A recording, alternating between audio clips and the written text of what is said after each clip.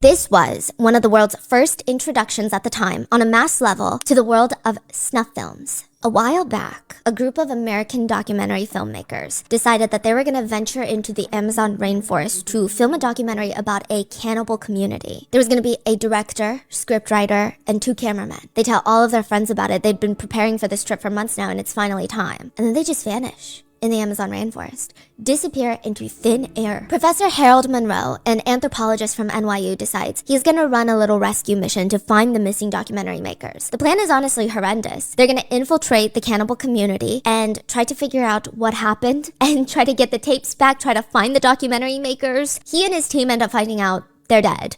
There is a shrine that the community made where their skeletal remains are laid out, as well as their reels of film. The professor somehow is able to make a deal to leave with the reels of film, and he has no idea what's in them. He can't even play them until he gets back to New York. He goes back home, reviews this recovered footage, and it's like watching a real-life horror movie. The 4 filmmakers have a very rough start to their trip. A few days in, their guide, Felipe, is bitten by a venomous snake. There's nothing they can do about it. There's nobody around. It's too late. They're too deep into the forest to leave now and get him medical attention.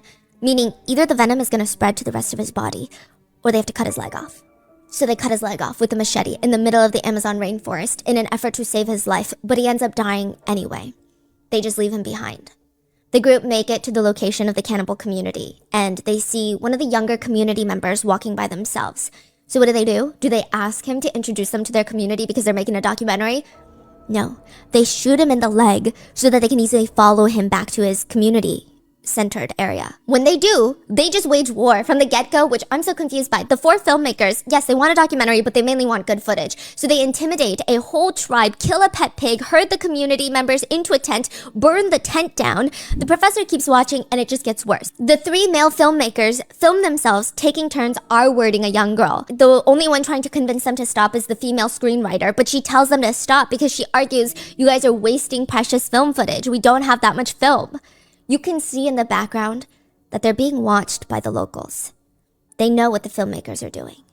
The filmmakers later find the girl impaled on a wooden pole, meaning a pole went through her private area and then through her mouth, and she's impaled on it. She's dead. They state in the documentary that it's because she's no longer pure. They claim the locals killed her for her loss of virginity. But it's pretty clear from the way the filmmakers are talking about it, the professor has an inkling that they R-worded her, and they killed her, and they set it up like this to get better footage. In the end, the community attack the filmmakers for what they did to the girl. One of them, Jack, they use a large machete to cut off his private parts, and even after he's dead, they continue to mutilate his body. Faye, the screenwriter, is captured, stripped, gang essayed, beaten to death, and then ultimately beheaded. One of the other camera guys keeps trying to convince the other survivor, we have to go and try and save her, but he's not listening. He just keeps filming the assault on her from afar. Now, eventually, the last 2 filmmakers are located, killed, all the while their cameras keep rolling, and the footage is probably some of the most graphic, intense violence you can see on a screen. There's horrific torture, essay, animal cruelty, murder, cannibalism, all caught on camera.